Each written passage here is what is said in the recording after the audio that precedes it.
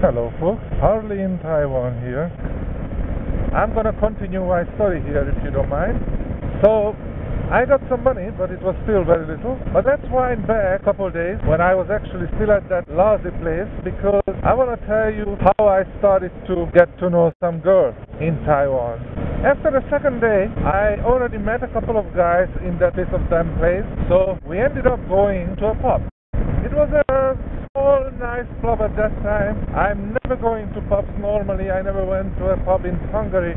I don't drink. I'm a very lousy dancer, to be honest. So I'm not really a pub-going person, but when you are in a foreign country and you are starting your adventure, if people tell you, let's go to a pub, you go to a pub. So I did. At that time, I was barely 20 years old. I was 20 on January 12th, and I got to Taiwan on the 5th, actually on the 6th of February because of the time difference. So I was 20. I was as tall as I am now, more or less. I was probably 100 and 150 pounds less than I am now, and I was actually fairly good looking. So I went there and we just started to chat, set up our places, we were dancing, and I was just looking around and I marveled. Chinese girls are just very pretty.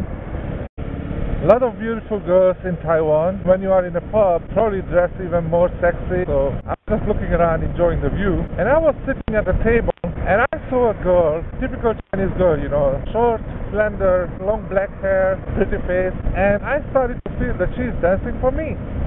She was dancing only a couple feet away from me, and I realized that she was even doing moves like twirling her head around in a way that her hair actually touched my hand or touched my leg.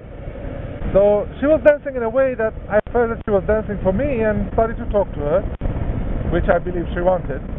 We got to know each other a little bit, not really much. I got to know her name, she got to know mine, shit like that.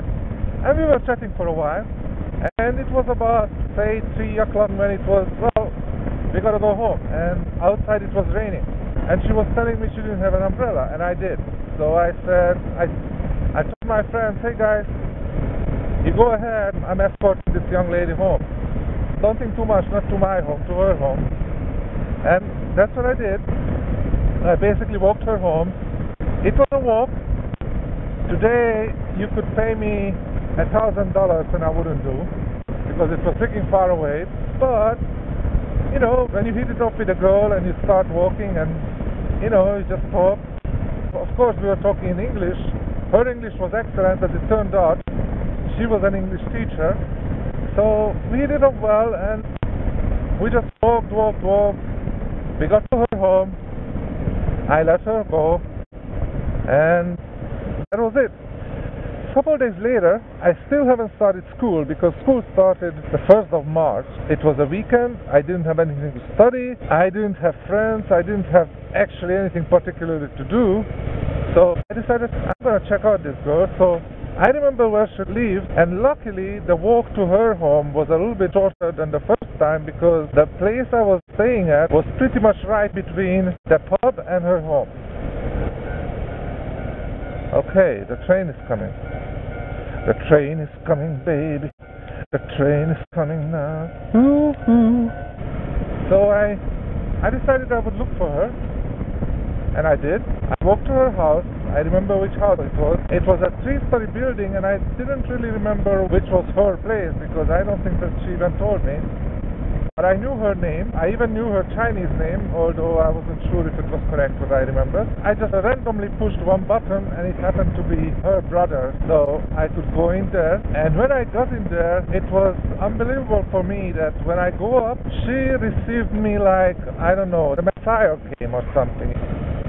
She was looking at me with eyes that I felt, oh my God, she loves me. She invited me in, we sat down, we were looking at a lot of photos. You know, Chinese girls love to make photos that actually don't look anything like them. They didn't use Photoshop, but in some stores they make them totally beautiful. We were talking about all kind of things. We were talking about the Tiananmen Square incident just a couple of years before, and she was crying, her tears were coming out. We were talking about everything, and basically by the time I left the place, I had a girlfriend. And well, let's say it was well before 1 week after I arrived at that place. So I would say I hit it off pretty well, right? I think that's all, folks, right now. I'll continue my story very soon.